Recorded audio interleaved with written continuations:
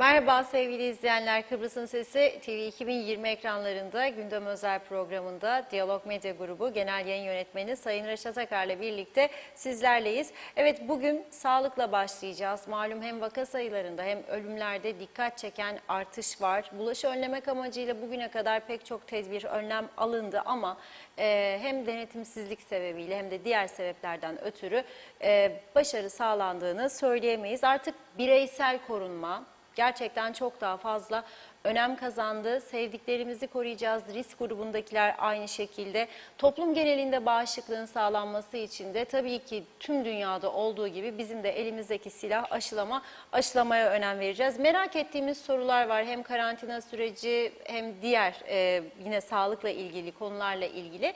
Sağlık Bakanı Ali Pilli bugün yayınımıza bağlanacak. Kendisiyle değerlendirmelerde bulunacağız. Evet, siyasi gündemi de hareketli. Cumhuriyet Meclisi Genel Kurulu toplandı. Kıptek ve ekonomi konuşuldu ağırlıklı olarak. Hatta Kıptek konusunda muhalefet ve iktidar ciddi tartışma da yaşandı. Seçim gündemi de hareketli biliyorsunuz. Ulusal Birlik Partisi ve Cumhuriyetçi Türk Partisi de cumartesi günü aday belirleme ve sıralama seçimleri olacak. Yine hareketli konular. Hepsi ve daha fazlasıyla sizlerin de yorumlarıyla, sorularıyla vakit kaybetmeden programımıza başlıyoruz. Reşat Bey, merhaba. Merhabalar Funda Hanım. Herkese hayırlı günler dileyerek başlayalım. Evet, bugün artan vaka sayıları ve daha da önemlisi dün de 3 tane can kaybı sonrasında tabii ki onları dikkate alarak sağlık konusunu bugünkü gündemimizde birinci sıraya almış durumdayız ve bazı gelen mesajlar var. Vatandaşlardan, halkımızdan, bizim yakın çevremizden yaşanan sıkıntılarla ilgili. Dolayısıyla bunların tümünü doğrudan muhatabı olan kişi Sağlık Bakanı Sayın Ali Pilli ile konuşacağız. Kendisini arkadaşlarımız şu anda aramaya başlıyorlar telefondan. Başlayacağız çünkü gerçekten dün üzücü haberler aldık. 3 tane can kaybı ve sürekli haberler geliyor. Gittiğimiz mekanlarda dahi bazı kuaför olsun, berber olsun, lokanta olsun, alışveriş yeri olsun. Bir süre sonra oradan bir arkadaşımızdan telefon geliyor. Aman dikkat diyor, sizi gördüm orada ama orada çalışanlardan biri pozitifti. Aman dikkat, oranın bilmem sahibi karantinadadır falan diye. Ne olacak? O zaman biz nasıl korunacağız? Bu son derece önemli. Ne yapmak lazım? Aşı bir liste açıklandı. Dün buradan size okumuştum. Fakat bugün bizim kendi bir çalışanımız dahi gitti ve aşı olamadı.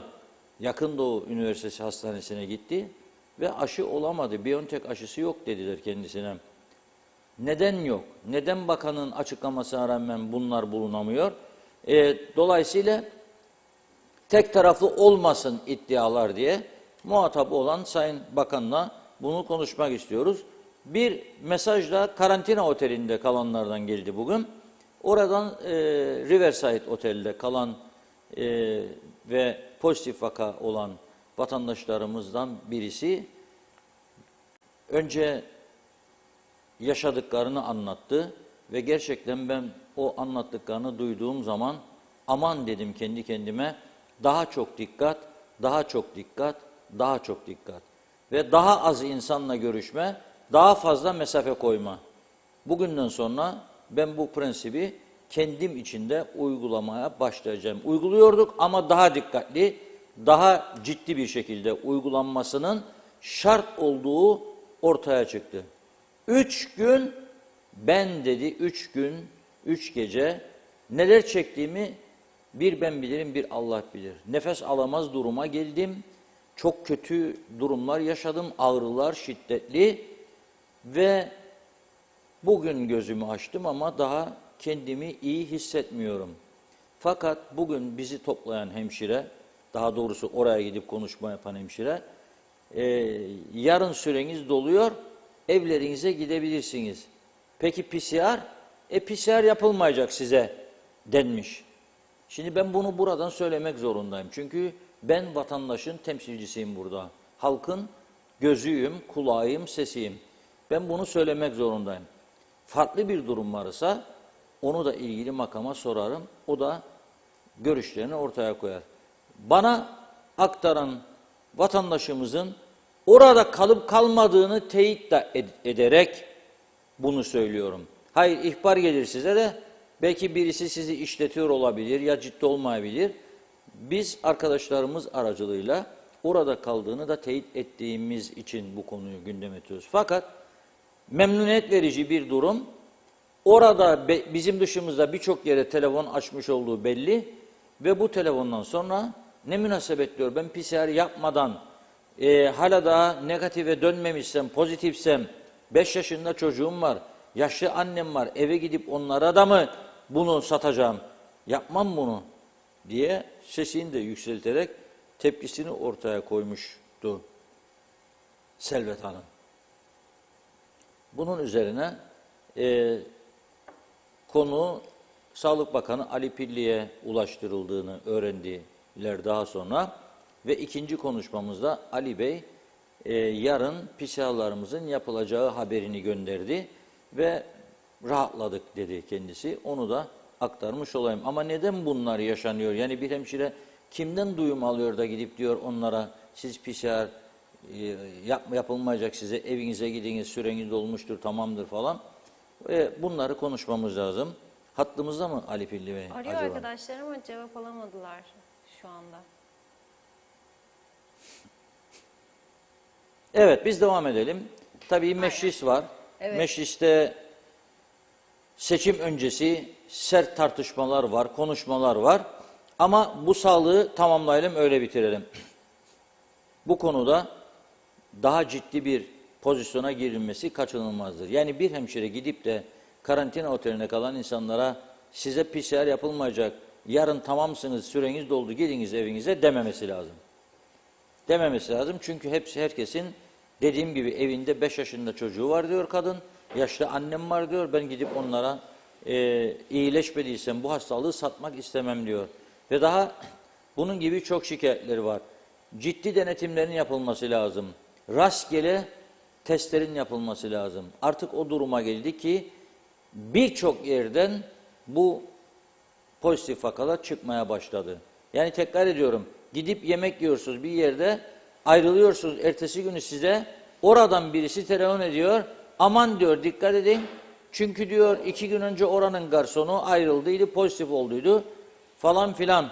Yani onun için herkes tedbirini alsın, hijyen kurallarına uysun, aşısını da olsun. Dün hayatını kaybedenlerden bir tanesinin ve genç sayılacak yaşta tamamen aşısız olduğu ortaya çıktı. Bu da doğru değil. Bugün Diyalog Gazetesi'nde de verdik.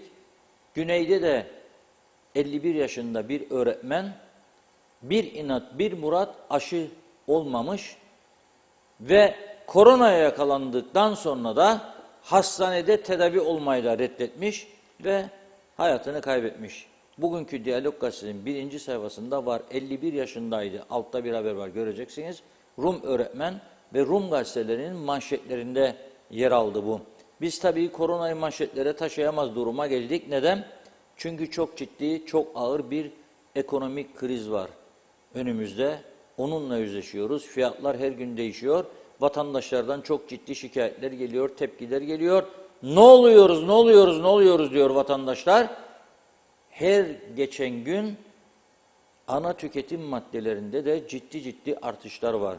Bugün Süt İmalatçıları Birliği Başkanı'ndan da bir mesaj geldi. Son aylarda %40'ın üzerinde süt ürünlerine zam geldiğini söylüyor, süte zam geldiğini. Vatandaş diyor bunu nasıl kaldıracak? Devlet burada kendisini göstermesi lazım. Bu %40 süt ana tüketim maddesi. Vatandaş süt içmezse bu da hayvancının ürünleri de elinde kalacak. Ürettiği sütü satamayacak ve bu zincirin halkaları uzayıp gidecek, ekonomiye ciddi darbeler vuracak. O yüzden son derece önemli bir pozisyonla karşı karşıya bulunuyoruz. Bu konunun altını çiziyorum. Arkadaşlarımız birkaç gündür araştırıyor. Nereden nereye ne fiyatlar ne oldu, neydi, şu anda nedir, beklenti nedir bundan sonrası için? Muhakkak bunları konuşup hiç olmazsa ana tüketim maddeleriyle yönelik bazı ciddi kararların alınmasını bizler de ne yapacağız? Yetkililere iletip onları cesaretlendirmeye çalışacağız. Çünkü uçurum büyüyor gittikçe. Bir kesim rahatı yerinde oldukça iyi durumda ama öteki kesim ezici bir çoğunluk gittikçe dibe vuruyor. Bir ekmek 4,5 lira. Gittim diyor yumurta aldım diyor marketten 16 idi diyor 41 diyor bugün bir vatandaş. Bu kadar yükseliş yem fiyatlarına gelen artıştan mı sadece yoksa başka meselelerde mi var? Bir şişe küçük su yerli üretim 35-40 kuruştan 60'tan şimdi 85 nasıl oluyor ya? İçindeki su kuyudan çıkan su zaten. Yani arıtılarak şişelere dolduruluyor. O plastik maddeye gelen artış diyorlar. Tamam da bu kadar mı? Yani 35'ten 60, 60'tan 85.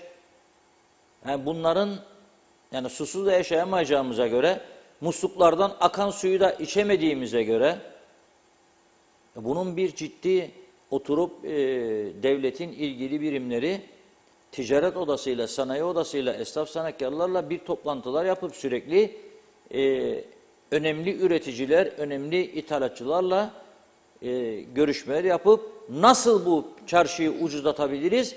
Bunun bir değerlendirmesi yapıp ve önlemlerinin alınması kaçınılmazdır. Seçim vardır diye ihmal edemeyiz. Bakın daha seçimlere bir aydan fazla zaman var. Bir ay 2 hafta bir süre var. Bu şekilde giderse bir ay 2 hafta sonra halk daha perişan olacak ve bunun yan etkileri de görülmeye başlayacak. Hiç de hoş olmayacak tabii. Yani insanlar, aç insanlar ne yapacak yani? Onları nereye teşvik ediyoruz? Nereye zorluyoruz? Evde geçindirmek zorunda olduğu çocukları var. Ailesi var. Buna bakmak lazım. Efendim devletin liberal ekonomidir, yapacağı bir şey yok. Piyasa arz talep meselesi. Tamam da bu içinde bulunduğumuz koşullar farklı koşullardır. Hiç kimsenin aklının ucundan geçmeyen koşullardır. Nedir bu? Bir pandemi, onun verdiği zararlar, onun etkileri. 2, Türkiye'de dövizin sürekli değer kazanması. Türk lirasının değer kaybetmesi. Şimdi siz asgari ücret eridi bitti. Yükseltseniz de ne olacak? Yani devamlı yiyeceklere, gıda maddelerine artış geldikçe siz asgari ücreti istediğiniz kadar yükseldin. Bakın Türkiye'de de yükseliyor mesajları verilirken bugün önemli ekonomi kanallarında izledim. İşsizlerin sayısı korkunç derecede artıyor. Cesaretle söylemeye başladılar artık bunu. Daha önce pek söylemiyorlardı. Devamlı işlerinden işçi çıkarıyor. Çünkü ekonomi iyi değil, işler iyi değil. Adam eskisi gibi satış yapamıyor. Adam eskisi gibi para kazanamıyor. Bu da ne yapıyor? İnsan durduruyor. Ha bizde de şimdi bazı kesimler sırtını seçimlere dayadı. Seçim var nasıl olsa işsiz kalmam diyerek iş beğenmeyenler de var. Bizde o çok önemli. Hem işsizlik var diyoruz hem de iş beğenmeyenler var. Neden? Çünkü seçim var, ona yardım ederim, bundan bir şey alırım, bundan bir şey alırım. Ama neye kadar? Bazı adaylar da çıktım bu yola diyor, vereceğim diyor. Var ki veriyor. Niçin verdiğini de ben anlamış değilim yani. Niye veriyorsun ki? Amacın nedir? Yani vatana, millete hizmet etmek için bir de üstünden para mı dağıtıyorsunuz? Neyse bunlar gerçekten son derece önemlidir ve üzerinde durulması gerekir diye düşünüyoruz. Ama bugün mecliste tabii muhalefet haklı olarak pahalılığın falan üzerine yüklendi. İktidar olmak da bu dönemde kolay bir iş değildir. İktidarın işi de çok zor. Ama alınabilecek bazı önlemler vardır ve bunlar da seçim vardır diye ertelememek lazım. Yani alırsam bu önlemleri ne olur? Onu düşünmek doğru bir şey değildir. Yani kaybedecekseniz kaybedeceksiniz ama eğer dar ve sabit gelirleri korumaya yönelik önlem alırsanız tam tersi de olacak, kazanacaksınız. İnsanları umutlandıracaksınız çünkü. Yükselen fiyatlar da kesinlikle düşmüyor. Bazıları diyor ki İşte döviz kurunu sabitleyeceğim. Türkiye'den gelen gıdalar niye dövizde gelsin ki? Yani Türkiye'den gelen salça için dövizde gelsin? Türkiye'den gelen konserveler için dövizde gelsin? Pirinç, şeker için dövizde gelsin? Türkiye'de ithal ediyor da satıyor bize. İthal edip satıyorsa Türk parasıdır. Eğer burada fonlar önemliyse, vergiler yüksekse, evet bunları kaldırmak bir gerekliliktir artık. Ama kaldırdığımız zaman da fiyatlara yansıması lazım. Onun önlemini almak lazım. Ben kaldıracağım KDV'sini, stopajı ve diğer vergileri ve siz fiyatları aynı tutacaksanız ithalatçılar olarak, işte o yüzden diyorum Ticaret Odası, Sanayi Odası, Esnaf Sanatkarlar Örgütü bir araya gelmeli ve bu konuları ciddiyetle ele almalıdır. Çünkü hakikaten mutfak yanıyor. İnsanlar ciddi sıkıntı çekiyor. 4 kişilik bir aile düşünelim. 4 adet ekmek tüketirse gündeki ekmekler oldukça hafiftir. Bir kişi bir ekmeği bir öğünde yiyebilir. Zaten fakirin yemeği nedir? Bir çorba, bir ekmek, 4 tane zeytin, yemeği budur. Bir adet hellim 25 liraya çıktıysa, bir adet hellim 25 TL, bir küçük parça peynir 45, 50, 55, 60 TL ise ne olacak bu insanların hali? Hatta bir an önce önemli kurumlarla anlaşma yaparak gıda bankalarının devreye sokulması lazım. Kontrollü bir şekilde tabii. Yok ki gelsin bir kişi de kasanın içinde 20 tane salça varsa 20'sini de alıp gitsin markete satsın. Hayır, onu demiyorum. Ama kontrollü bir şekilde herkesin yararlanabileceği şekilde fakirleşen insanların o yardımlaşmanın da artık zamanının geldiğini düşünmekteyim ben şahsen. Yanlış şeyler olmadan bu ülkede insanlar daha da üzülmeden, hasta olmadan bazı adımları atmamız lazım. Bu ülkede bunlara arka çıkabilecek, yardım edebilecek oldukça varlıklı insanlarımız vardır. Onlar da kendilerini bilir. 1 değil, 10 değil, 100 değil, vardır. 1000 değil, 2000 değil, 5000 vardır, 10.000 vardır. Vardır, biliyorlar onlar kendilerini. O yüzden bu dönem yardımlaşma dönemidir. Hepimiz üzerimize düşen sorumluluklar neyse onları yerine getirmek durumundayız. Rahat ve huzur içinde yaşamak istiyorsak, adaletli bir yaşam düzeyi sağlamak istiyorsak bunu yapmalıyız. Evet, Ali Bey'i daha... Şu an mecliste oylama varmış. Yine arayacak arkadaşlarımıza ama oylamanın bitmesini bekleyeceğiz. Evet. Neyin oylaması acaba?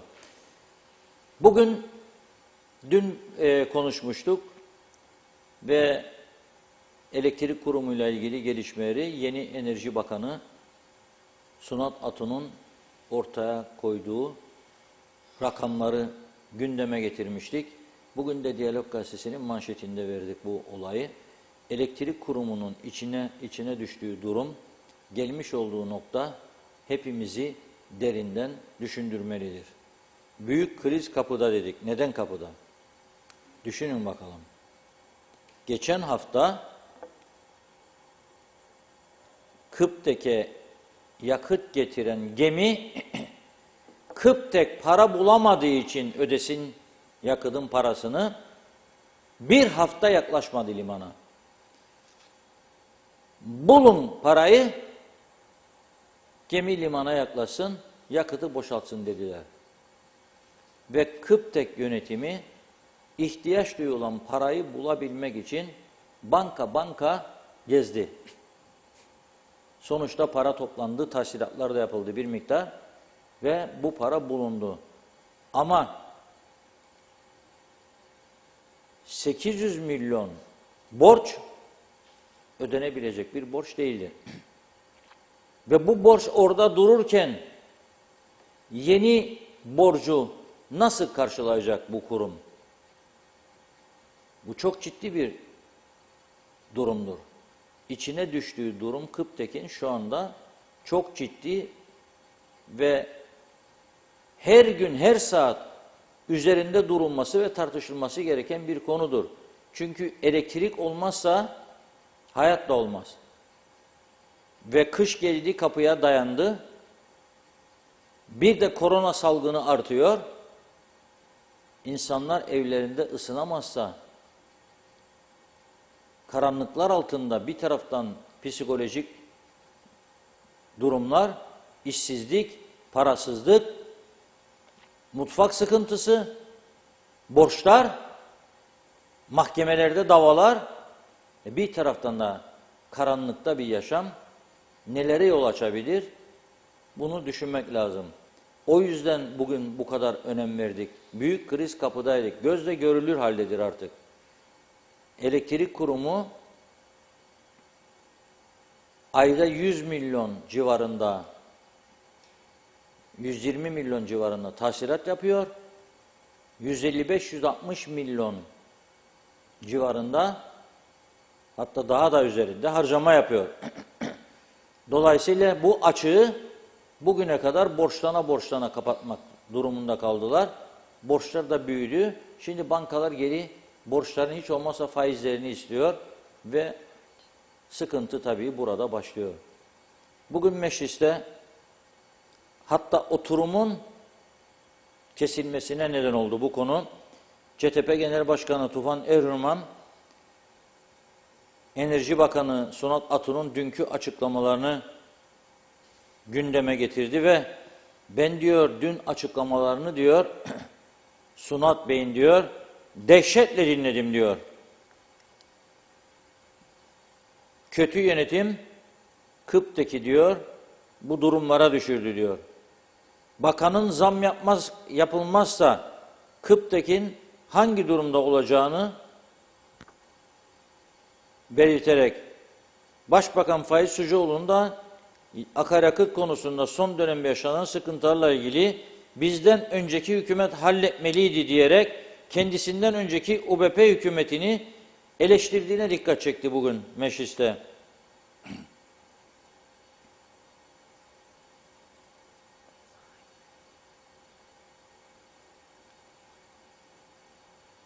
Diyor ki Tufan Eroğlu, Atun'un döviz yükselse de pandemi olsa da doğru yönetim sergilenseydi Kıptek bu durumda olmayacaktı şeklindeki sözlerini dile getirmiş ve demiş ki bunu biz zaten her zaman söylüyoruz diyor. Yani pandemi var, döviz yükseliyor da Kıptek ondan bu duruma düştü.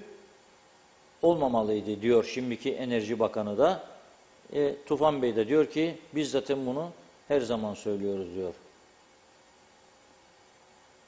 Oldukça tartışmalı bir konu haline geldi Kıptek. Ama zaten bildiğiniz gibi biz yıllardan beri Kıbrıs Türk Elektrik Kurumu'nu tartışıyoruz. Çünkü her hükümet değişikliğinde Kıptek'in yönetimi de değişiyor ve her değişimden sonra Kıptek'le ilgili bir yeni iddia ortaya atılıyor. Bu iddialardan bir tanesi ve en önemlisi malzeme alımlarında, jeneratör ihalelerinde ciddi yolsuzluk veya suistimal yapıldığına yöneliktir. Şimdi esas tartışılması gereken konu bunca zaman bu kuruma şaibeli mal alımlarıyla ilgili kimlerse sorumlu, bunun soruşturmasını kimin yapacağı ve bunun ne şekilde yargıya taşınıp kamuoyunun aydınlatacağı meselesidir. Esas bu anda tartışılması ve üzerine gidilmesi gereken konu budur. Bu kurumu bu hale kim getirdi arkadaşım? Kimler getirdi? Neden bu kurum 1 milyara yakın borç içine düşürüldü? Neden bu kurumun itibarı yerle bir edildi? Neden bu kurumun şimdi şu anda akaryakıt alacak parası kalmadı? Neden bu kurumun gelirleri, giderleri karşılayamaz duruma geldi? Ve neden bu kurum şu anda bakım onarım bile yaptıramıyor jeneratörlerine? Ve neden devamlı trafo patlamalarıyla vatandaşlar elektriksiz kalıyor. Bugün baktım birçok vatandaş sosyal medyada paylaşıyor. Hadi diyor bir kestiniz diyor. Dün gece için söylüyorum. 2 saat. Geldi diyor pat biraz sonra gene kesildi diyor. 1 saat daha. Geldi diyor bir daha kesildi. Şimdi diyor sabah saat 2 yazıyorum diyor. Gene kesik diyor. Nedir bu çektiğimiz diyor. İşte çektiğimiz bizim bu kurumu kötü yönetmemizin bir sonucudur. O yüzden çekiyoruz. Ve hala bugün oldu. Bu kurumla ilgili ciddi bir araştırma, soruşturma yapılmış değildi. Mecliste komite kuruyorlar. O parti ona gülücük dağıtıyor. Öteki ona gülücük dağıtıyor. Sonunda uzlaşıyorlar. Dosyalar kapanıyor. Savcılıkta bekleyen dosyalar vardı. Kapatıldı, mesele yok denilerek. Esas kurumun neden bu hale geldiğidir önemli olan. Yani 5 kişi, 10 kişi, 20 kişi yanlış yapacak ve bütün bir toplum, bütün bir ülke bunun cezasını ödeyecek. Bu olacak iş değildir. Ve tekrar ediyorum, bu soğukların geldiği dönemde kış şartlarında elektriksiz bir yaşam ne tür tehlikeli sonuçlar doğuracak? Bunu hepimizin düşünmesi lazım. Şaka değildir konuştuklarımız, konuşuyorsunuz da bir şey olmuyor. Bak demeyelim. İşte ben söylüyorum, dün gece elektriği kesilen bölgelerden sesler yükseldi. Kesilmeyen bölgelerden ses çıkmıyor. Ama bugün de yarın da o bölgelere gitmeyeceğini kimse garanti edemez. Zaten her gün 8 saat, 10 saat, bazı bölgelerde 4 saat, 6 saat elektrik kesintisi yapılıyor. Trafolarda bakım, onarım yapılacağı gerekçesiyle. İşte dün sendika başkanı söyledi. Gazi Mausaaki bir trafoda meydana gelen patlamanın yol açtığı zarar 1 milyon dolar. Sendikaya göre bakım onarım yapılmadığı için patladı. Yöneticilere sorarsanız para yok ki bakım onarım yapılsın. Ve bugün maalesef bu duruma geldi. Ama biz bu taraftan bütün enerjimizi nereye verdik? Seçimlere verdik. Seçimlerle yatıp seçimlerle kalkıyoruz. Kimler aday olacak, kimler kazanacak, kimler hangi sıralardan gösterilecek? O bile çok büyük bir yarış haline geldi.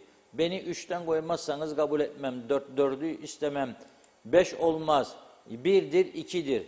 İskele istemem, Mausa'dır. Tabii bunlar şimdi tartıştıklarımız. Gelecek hafta birbirlerini doğrama tartışmaları. Ondan sonra 23 Ocak gecesi. Çok merak ederim Yüksek Seçim Kurulu nasıl bir açıklama yapacak. Çünkü uyardı, bu seçim yasasıyla seçimlere gitmeyin dedi. Sandık görevlisi bulmakta bile zorlanacağız dedi. Seçim sonuçları belki de bu kez bir haftada açıklanacak dedi. Şimdi ne olacağını gerçekten ben de merak ediyorum. O konuya da geleceğim. Seçim kurulunun son uyarıları var. Siyasi partilerdeki son durum nedir? Mesajlardan sonra gelelim. Evet, ondan. Hızlıca başlıyorum. Çok teşekkür ediyoruz her zamanki gibi ilginize. İzzet Kahraman, Sayın Reşat Bey 4 gözle bekliyorum, dinleyeyim sizleri diyor. Haberler sizde. Erol Topçu hayırlı yayınlar dilemiş. Servet Kutlu Poyraz da çok teşekkür ediyoruz. Eser Yurteri de diyor ki uzun bir tedavi sürecinden sonra yine sizlerle birlikte olmak güzel. Geçmiş olsun. Herkes aşı olsun, olmayan ölür. Bu işin şakası yok. Ben çift aşılı olduğum halde diyor 23 gün de ancak çıkabildim. Herkes aşı olsun lütfen demiş. Demre Coşkun geldi gönlümün efendileri diye başlamış mesajına. İyi ki bu programı yapıyorsunuz. İyi ki varsınız. Resmen ağzımız dilimiz oluyorsunuz. Teşekkürler. Engin Sedat Töz'ün iyi akşamlar. Evet, Ali Pilli Bey'e bağlanınca soracağız. Grip aşısından kaç gün sonra BioNTech 4. doz aşısı olunabilir dedi. Yaşar Aracı, sandığa giden herkes bir kez daha düşünsünler bizlere neler yaşattıklarını diyor. Servet Kutlu Poyraz, ağzına yüreğine sağlık Reşat Bey. Mehmet Uluçaylı, mutlu sağlıklı akşamlar diledi.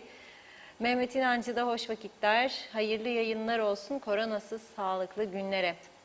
İzzet Kahraman, Evet, Reşat Bey, Osman Ertuğ bugün bir programda dedi ki iki devlet zor olacak. Peki biz Kıbrıslı Türkler daha ne kadar bekleyeceğiz? Bunu bilen var mı? İsmail Kahya, Reşat Bey, Türkiye'de de aynı uygulama var. Biz de Türkiye'de korona atlattık. 15 gün sonra aradık. PCR yapmayacağız. Sizi koronayı atlattınız kabul ediyoruz. İşinize gidebilirsiniz dediler. Uğuz Barani, iyi yayınlar Reşat Bey. Evet, onun da Ali Pilli'ye bir sorusu var. Diyaliz hastası olan bir kişi haftada 2-3 gün diyalize gidiyor. Bu şahsın PCR testi pozitif çıkıyor. Pandemi hastanesinde yer olmadığından otele yollanıyor. Bu şahsın yaptıracak olduğu diyalizi nerede yaptıracak? Kader Akyollar, hayırlı yayınlar, memleket aldı yolunu gider. Bugün koskocaman Kuzey Kıbrıs'ta hani barikatlardan polis, hani güvenlik diyor. Bugün Yunan bayrağını asan yarın bomba da patlatır. Son dakika haberlerde var. Kuzey Kıbrıs polisi uyumasın. Ferit Çil, Reşat Hocam hayırlı yayınlar. Bugün petrolün bir tanesinde güneyden gelen kalp yaşlılarımız bidonlarla benzin alıyorduk. Biz burada benzin sırasına girerken benim de bulamıyorlar. Arkadaşlar, çözemedim cümlenizin son kısmını.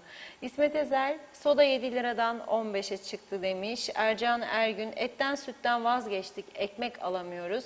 Ali Dereseven, Reşat Bey, Kuzey Kıbrıs telafisi olmayan zararları verenleri de devamlı gündeme getirin. Kuzey Kıbrıs'ın onuru, namusu ve tanınma yolunda en büyük kurumu olan Kıbrıs Türk Hava Yolları'nı batıranları, Ercan'da oluşabilecek bir arıza ve olası bir savaşta kullanılacak olan Geçitkale Havalimanı'nın kapatılması, okullardan geçmişimizi anlatan kitapların kaldırılması neticesinde geçmişini bilmeyen bir nesil yetiştirilmesi ve rüzgarın yön ve şiddetine göre her gün bizleri zehirleyen elektrik santraline bir filtre takılmaması, bunların hepsi de hayati konular. Lütfen diyor, bunları devamlı gündeme getirin. Hala Akyollar, teşekkür ediyoruz. İyi yayınlar diledi. Doğan Falyalı, göz göre göre battık. Hayat çok pahalı oldu. Ben alamazsam sen de satamaz duruma düşersin. Ne oldu asgari ücret? Ne oldu maaş artışı? İlgilenen kalmadı. Kamil Gözay, evet, iyi yayınlar. Normal ekmek 4,5 lira, diyet ekmek 17 lira yazdı. Metin Maraşali de kolay gelsin diyor. Sibel Selin de çok teşekkür ediyoruz. Ceynur Cenker Çuhadar. Evet, Reşat Bey, ben ve eşim de pozitiftik. Bugün 10. günümüz. Pandemi hastanesine gittik. Bize de PCR testi yapılmadı. 11. gün gidip bileklikleri çıkarmamızı söylediler. Biz de gidip özel bir hastanede PCR testimizi yaptırdık. Çok şükür negatifiz demiş. Demre Coşkun, kiralık yerlerin fiyatı da düşmüyor. Geçen sene 300 sterlin isteyen mal sahibi bu sene yine 300 sterlin isterim diyor demiş, eleştiriyor. Mehmet İnancı, Reşat Bey, bence ülkede sosyal devlet yok. Sizce var mı? Ömer Boz Karavezirler, karını bütün tavuk markette bir hafta önce 1,5-2 kilo arası olan fiyatı 25 lirayken bugün aldım diyor. Aynı ağırlıkta 51 lira. İnsaf demiş, insaf. Bir de o istemeye çıkarlar diyor, yüzleri bile kızarmadan. Hasan Nihat Erduran, İhraç döviz getirir ve teşvik edilir Türkiye'de. Kuzey Kıbrıs'tan döviz getirmez, halbuki TL teşvik olabilir, görüşülüp çözülebilir demiş. Mustafa Mehmet Arslan, evet, markete gittim, 2 paket kanat almak istedim. Bir de baktım ki diyor kilosu 65 lira. Mecburen paketin birini yerine koydum. Kuzu etinin fiyatını sormaya korktum. Hasan Nihat Erduran, esnaf fiyatını ayarlar, emeğini gününe uydurur. Ya gerisi asgari ücret ve hayat pahalılığı artışını bekler. Durum bu. Ahmet Tekman, hükümet seçim derdinde, marketçiler tüm piyasa zam fırsatlar peşinde. 5 kişilik ev masrafım et tavuk hariç 475'ti diyor bir ay önce. Şimdi zamlardan sonra aynı alışveriş 680 lira. Ekonomi Bakanımızın derdi oy, vatandaş ucuz alışveriş derdinde ama denetim mekanizması nerede demiş. Mehmet Akın, vatandaşlık konusunu ne zaman gündeminize alacaksınız diyor. Seslenin artık siyasetçilere. Arif Koruoğlu, bizi açlıktan öldürecekler dedi. Büyük harflerle de yazmış. Mehmet İnancı, Kıptekin işi çok zor Reşat Bey. Bu kurumu ne Zahide Yetiş ne de Müge Anlı kurtarabilir. Yıllarca bu bataklık sürecek gibi, size yerden göğe hak veriyorum Reşat Bey. Ethem Durak, maalesef Ali Pilli Bey telefonuma cevap vermez. Acil bir işim vardı. Devamlı aradım diyor. Herhalde beni tanımadığı için cevap vermedi. Zar zor Sağlık Bakanı telefonuna ulaştım. Sağ olsunlar, yardım ettiler Bin şükür. Fatoş Köroğlu teşekkür ediyoruz. O da iyi akşamlar diliyor. Eskul Kutluer. Reşat Bey, batıranlar bu borcu ödemelidir. Arıklı ve Taçoy bunun sebebidir. Osman Mene başarılar dilemiş. Belgin Fırat, evet maalesef Kıbrıs'taki haberler her zamanki gibi moral bozucu. Yazık, anlamadığım şey var. Hangi güzel hizmet verdiler ki kapı kapı gezip oy ararlar ya da yeni isimlerden umut beklerler. Yılların tecrübesini taşıyan milletvekilleri hiçbir çözüm yapmazken yeni seçilen ne yapacak ki? Ancak uzaydan gelmiş olmak ya da başka bir galaksiden veya diyor doğaüstü güçleri olan birileri belki düzeltebilir durumu. Erol Hasan iyi akşamlar diledi. Mutlu, sağlıklı günler. Teşekkür ediyoruz. Doğan Falyalı, eski sistem Eşel Mobil'e dönsün. Her ay hayat pahalılığı hesaplayıp versin. Bak diyor, tüccar günübirlik fiyat artışı yapıyor. Biz de aylık artış isteriz. Hak yerini bulsun. Mehmet İnancı, Ombudsman Sayın Emine Dizdar'la birçok yolsuzluğu gün yüzüne çıkardı. Allah iyiliğini versin. Ancak kimsenin yargılanmaması kafalarda soru işaretleri getiriyor. Bunun adaleti nerede Sayın Akar? Tema Yavaş Londra'dan selamlarını yolladı. Mehmet Özmanevra, İnsanları bıktırdılar diyor. Bütün gün elektrik yoktu, yarın ekmek yok derlerse hiç şaşmayın. 1964 yıllarını yaşarız. Bergin Rıfat, bugünden sonra yapılabilecek en doğru çözüm Kıbrıs Cumhuriyeti'ne geri dönüş, Avrupa Birliği'nden yararlanmak, en azından daha adil ve insancıl bir yaşam düzeyine gelip yaşamak ya da valizler hazırlansın, herkes bir memlekete yol alsın zaten demiş. Kıbrıs'ın kalburüstü, İstanbul'un güzel muhitlerinde yalı sahibi. Siz de gerekirse İtalya, İspanya, İskoçya ya da İngiltere veya Avustralya'ya doğru rotanızı çevirin diyor hazır yol yakınken. Ahmet Coşar krizi sormuş. Ethem Durak, mandıra dediler, mandıra yaptılar. İnanın bu ülkede olan durum şehitlik olan ülkelerde olmaz diyor. Yunus Özer, sandıkta boykot edeceğiz. Salih Taşkın, Yaradana kul, çare seçim değil geçimdir, aktif boykottur. Şükriye Özgen Gaziantep'ten yazdı, selamlarını yolladı. Hasan Nihat Erduran, geçime de engel ambargolardır demiş. Süleyman Ege, seçimler Kuzey Kıbrıs ömrünü uzatır. Biz ne seçime gideriz ne de kimin kazanacağı umurumuzda. Sandığa gittik de ne oldu? Sandık mandıkta yok demiş. Lütfü Toruntay da mutlu, huzurlu, sağlıklı yayınlar. 4,5 lira dedi ekmeğin fiyatını. Boğaz'da köy ekmeği aldım 35 lira. Çünkü denetim yok. Tabi özelliklerine göre ekmek fiyatları da farklılık gösteriyor. Hüseyin Koltan, sağlıklı yayınlar. Ekranlara hoş geldiniz. Doğru Haber'in adresi hoş vakitler, sağlıklı, keyifli dakikalar dilerim. Her gün yeni bir zam. Ne olacak bu hayat pahalılığı? Kış korkuyoruz. Tüp gaz yakalım. Çok teşekkür ederiz demiş. Bülent Akcora'da. Bu zamlar ne olacak? Sabah zam, akşam zam. Bu milletin takati kalmadı. Maaşlar aynı kalıyor. Hiç asgari ücret nasıl ayakta duracak? Seçim bahane, zamlar şahane demiş. Hala ak yollarda ne olacak bizim halimiz diye sordu. Batıracaklar bizi diyor. Evet. Metin Şentürk, denetimsiz bir ülke, her sokakta 3 market tutturabildiğine satıyor. Allah yardım etsin dedi. Hasan Nihat Erduran, esnafı satış fiyatı veya emeği için kimse denetleyemez. Piyasa kendini ayarlar. Emekçi, emekli, memur mağdur bu ara. Zeki Çiftçi de kime hesap soracağız diyor. Bu ülkeyi kimler yönetti bugüne kadar? Kimler zengin oldu? Kıptekin sırtından kime hesap sorulacak demiş. Norveç'ten hurda gemi jeneratörleri mi? Yoksa diyor Kore malı Samsung marka jetleri mi Kıptek'e 42 bin euroya sattılar diyor. Kolay gelsin size demiş. Aylin Kızıl da iyi yayınlar diledi. Bir iki mesaj okuyup ara vereyim. Belgin Rıfat, bir de diyor Reşat Bey, yoğun bakımda yatan hastalara ya gerektiği gibi bakılmıyor ya da yeterli yetişmiş yoğun bakım hemşiresi yok. Bu kadar ölümler çoğaldı. Hiçbir kronik hastalığı olmayan insanların da ölümünden sonra kronik hastalıkları yüzünden deyip demeç yayınlıyorlar. Böyle olmaz, başaramadık demeleri gerekli. Özen göstermedik demiş. Yaz tatili yaptılar. Şimdi de genç genç ölümler. Üstelik Ali Bey'e mesaj yazdım. Hastamızın durumu hakkında bilgi rica ettim. Hem Filiz Hanım'a da yazdım. İkisinden de geri dönüş alamadım. Sağlığa verilen ve hasta haklarına verilen değer bu maalesef. İbrahim Sosev, o da döviz artışından kaynaklanan fahiş fiyatları bile esnafa bağlayanlar var diyor. Evet, Şevket Tacer de 3 gün önce Tabipler Birliği Başkanı Sayın Özlem Gürkut'un açıkladığı yanlışlık olan 2 Biontech aşısından sonra 3 ve 4 Biontech aşısına devam eden kişilerin kontrol altına alınmasını Ali Pilli'ye sorun demiş. Son Nurcan Sönmez'i okuyayım, ara vereyim. Reşat Bey lütfen dile getirir misiniz? İşsizlik 2319 lira, 28 gün 2 çocuklu insanların hakkını yemekten usanmadılar mı? İyi yayınlar diyor. Yenal Öztürk'te her şey çok güzel olacak. Bekleyin demiş diyor kendisi. Evet, ara verelim, devam edeceğiz. Evet Reşat Bey, buyurun. Evet, herkese çok çok teşekkür ediyoruz güzel mesajlar için. Programın başında söylemiştim, Ali Pilli Bey ile bizzat ben kendim konuştum. Ali Pilli Bey tabii zaman zaman eleştiriyoruz diye bize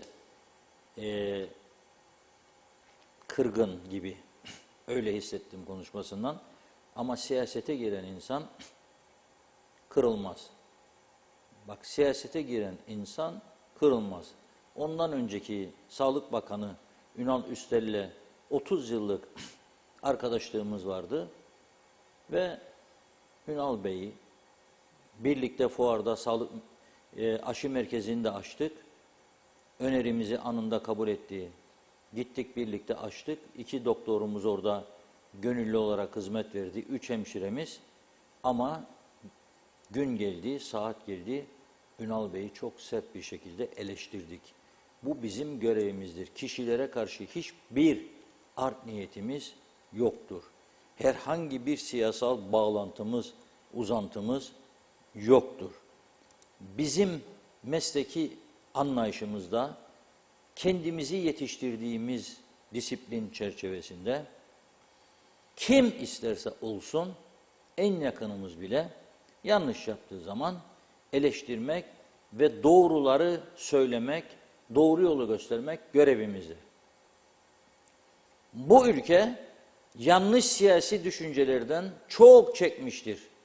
Bundan sonra daha da çekmesine izin vermeyecek olan halktır. Biz burada ne söylüyorsak yaptığımız araştırmaların sonucuna göre söylüyoruz veya vatandaştan gelen duyuma göre söylüyoruz. Selvet Hanım'ın ismini verdim. Kendisi de 2 defa teşekkür mesajı yolladı. Riverside Otel'de karantinada kalan bir vatandaşımızdır. Kanıtı da oradadır söylediğimiz her şeyin. Şimdi yani bir hemşire hangi yetkiyle, kimden talimat alarak gidip de karantina süresi yarım dolacak olan insanlara PCR yapmaya gerek yok, gidin evinize diyebiliyor. Bunu ben konuşmazsam, bunun ardından çıkacak felaketin sorumluları arasında ben de yer alırım. Benim gibi diğer meslektaşlarım da. Vatandaştan size böyle bir ihbar geliyorsa bunu konuşacaksınız, soracaksınız, yetkilileri uyaracaksınız, düzeltmelerine yardımcı olacaksınız. Ali Bey'in bize teşekkür etmesi lazım. Bakın, plaket falan istemem, sevmem öyle şeyleri. Yemek daveti falan istemem, hiç sevmem. Hiç katılmak arzusunda değilim, hiçbir yeme. Zaten vakit yok. Ama bir thank you demesini beklerim, teşekkür ederim. Çünkü biz bir kasıtlı saldırı içerisinde değiliz. Kimseyi yıpratma hedefimiz yok. Yanlış varsa yanlış, doğru varsa doğru düzeltilmesi için yardımcı olmaya çalışıyoruz. Görevimizi yapmaya çalışıyoruz. Herkes kendi görevini keşke aynı sorumluluk içinde yapsa. O zaman bu ülkede sorun kalmaz zaten. Bu ülkede sorun kalmaz. Bütün bu yaşadığımız sıkıntıların %75'i 80'i tamamen plansızlık, programsızlık, ciddiyetsizlik sonucudur. Partizanlık sonucudur. Bunu hepimiz biliyoruz. Herkes yaşıyor bunu. Nasıl bazı vatandaşlarımız soruyorum şimdi. Seçim var. Sizi partisinden bilen adam telefon açtığınızda başkalarının çözemediği sorunu çözüyor mu o saat size? Çözüyor. Bunun adı nedir o zaman? Bunun adı normal bir devlet düzeni mi, yaşam düzeni mi, yoksa partizanlık mı? Onun partisinden değilsiniz, zaten telefonunuzu açmaz. O da boynu altında kalsın, kopsun. Olur mu böyle bir şey? Hepimiz aynı ülkenin vatandaşlarıyız. Birbirimizin yüzünü görüyoruz, göreceğiz. Nasıl olacak? Ve diyorum bu küçük ülkeyi her şeye rağmen, bu ağır ekonomik krize rağmen yönetmek ve düzlüğe çıkarmak zor değildir. Zor değildir. Gene halen bu durumda bile bunu iddia ediyorsam demek ki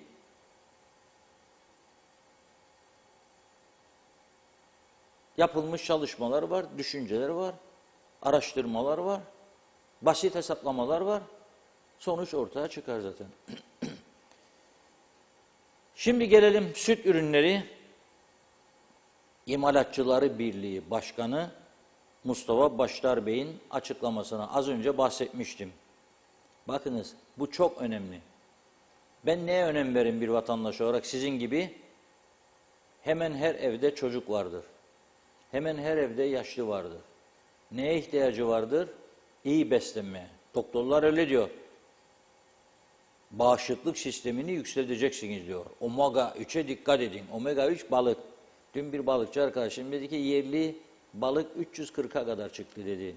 Bir iyi lagos yemek istiyorsan balıkçıda 340 lira kilosu versin. Büyük bir lagos 2 kilo 4 kişiyi ancak doyurur. Ne çıkacak? 340'tan 680. Hangi baba et verebilir? Bir haftalık asgari ücrettir. Bir yemek için verebilir mi bunu? 10 bin lira maaş alan adam bile verebilir mi? 680 lira balık alsın götürsün evine. Ayda bir kez bile. 10 binin neredeyse %10'u gitti işte. 8'i, 12. %10'u gitmiştir. Şimdi tabii çünkü balığın yanında başka malzemeler de istersiniz. Patates çipsi var, salatası var, ekmeği var, yağı var. Şimdi süt de aynı durumdadır. Süt. Diyor ki bu Süt İmalatçıları Birliği. Tabii bunlar ne yapıyor? Alıyor sütü, hellim yapıyor, peynir yapıyor, nor yapıyor. Diyor ki son bir ay içinde süte %40 artış diyor. Bir ayda. Ya ineğin memesini sağıyorsunuz. Dövizle mi sağıyoruz ya bunu? Haksız mı hayvancı? O da diyor. Hayvancı da kendine göre haklı. Hayvancı da diyor ki yo ben ineğin memesini dövizden sağmam ama diyor. Ona yedirdiğim yem. Hayvancı da kan ağlıyor. Yeme devamlı zam zam zam zam. Geçen gün bizim arkadaşlarımız bile inanmak istemedi. Yem imalatçısı bir vatandaşımız aradı. Dedi ki çok zor durumdayız. Lütfen bize destek olunuz. Bize yer veriniz gazetenizde, televizyonumuzda. Nedir sorun? Konuşun. Diyor ki neden zam geliyor diyor. Biliyor musunuz diyor. Nakliyeciler diyor, nakliyeciler. İnanılmaz diyor artış devamlı diyor. Dövizle fiyat veriyorlar bize yem taşıdıkları için. Ne yapacağız diyor. Devamlı artırıyorlar fiyatları. Devamlı artırıyorlar fiyatları. Biz diyor zam yaptığımız halde içinden çıkamıyoruz. Demek ki hayvancı da devamlı pahalıya yem alıyor. Yemi pahalı aldığı için sütü fiyatını artırmak istiyor. Süt imalatçıları da diyor ki biz %40 pahalıya almaya başladık. Ben kaça hellim peynir yapıp satacağım diyor vatandaşlar. Ama şöyle diyor, bakın burası çok mühim. Bu gidişe diyor kim dur diyecek? Bir evin temel gıda besinlerinin birincisi olan süt ve süt ürünlerinin halkın alabilme imkanları maalesef belirtmek isterim ki olumsuz yönde etkilemiştir ama diyor daha da artıracak diyor. Bu daha da artarak devam edecek. Öyle görülüyor diyor. Peki devletten ne istiyoruz diyor. Devletten istenen iradenin halkı gerek imalatçı olsun, gerek vatandaş olsun, gerek hayvan yetiştiricileri olsun bu yükün altında ezilmekten kurtarmasıdır. Evet diyor bugünler elbette geçecek ama geçinceye kadar ayakta durmamız lazım. Bu sürede de her birey yok olma tehlikesiyle karşı karşıyadır diyor. Bu sebepledir ki diyor atılacak her adım bizlerin geleceğini olumsuz yönde etkileyeceği için üzerine basa basa uyarmak görevimiz olmuştur. Zamların yapılmasının kaçınılmaz olduğunu bizler de görüyoruz, farkındayız. Fakat devlet diyor varlığını burada kendisi göstermeli. Halkına, üreticisine ve sanayicisine ne kadar daha az hissettirebilirse diyor, etkisini bu zamların, bu bir başarıdır. Şimdi ben tabii güzel konulara değindi de Mustafa Bey, ama şunu söylemek istiyorum. Güzel konulara değinmekle birlikte, gerçekleri söylemekle birlikte devletten beklentileri meselesine gelince şunu söylüyorum. Nasıl yapacaklar? Maliye'nin kasa bomboş. Ayın 10'u. Maliye neyi hesaplıyor biliyor musunuz? Maliye hem ödeyecek Aralık maaşlarını hem ödeyecek 13. maaşları. Onu hesaplıyor. Ve para yok. Maliye Bakanı kara kara düşünüyor. Tam da öyle bir döneme denk geldi seçimler ki ödemezse Ocak haftasında 13'leri tam tumba gidecek iktidar partisi. Ve ortağı. Dolayısıyla nereden bulup o parayı ödeyecek? Ödemesin mi? Hayır, ödesin. Çünkü zaten birçok insan o 13. maaşları aylar öncesinden harcadı. Bazı açık göz cin gibi bangalar vardır. Paraları kapmak istiyor. 6 ay önceden, yani memleket bir darboğazdan geçiyor. Ekonomi çökmüş. Hükümetin kasası boş. Maaş ödeyemeyecek duruma gelmiş. Onlar gelin verelim diyor. Çünkü biliyor ki mecburdur verecekler. Veriyor vatandaşa, alıyor 6 aylık faizini. Adamın eğer maaş 13. maaş 8 bin liraysa zaten 5-600 lirası gitti bankanın kasaya. O günleri geçirsin diye çekmiştir parasını. Onun için bundan vazgeçmek mümkün değil. Ama devletin yapabileceği bu konuda hükümetin başka ne vardır? Az önce söylediğim gibi özellikle belirli ürünlerin vergilerini, diğer harçlarını bir süre için kaldırmak. Peki nereden gelir sağlayacak devlet? Başka kaynaklardan. Nereden? Az verenden, daha doğrusu vermeyenlerden vergisini toplayacak. Yüzlerce demeyeceğim, binlerce vergi kaydı olmayan ve çok güzel gelir sağlayan insan vardır bu ülkede. Kayıtsız çok sayıda yüzlerce ticaret yapan insan vardır. Hatta Türkiye'den araba doldurup getirip buraya satıp parayı alıp gidenler vardır. Kayıt kuyut yoktur, vergi yoktur. Ve küçücük bir ülkede bunları bulup ortaya çıkarmak hiç de zor değildir. İsterse, niyet varsa yapabilir. Ama bu Süt İmalatçıları Birliği'nin çağrısı hayvancıyı da ilgilendirir, hellimciyi de ilgilendirir, peynirciyi de ilgilendirir. Ve bu insanların da nüfusumuz içerisindeki payı oldukça büyüktür.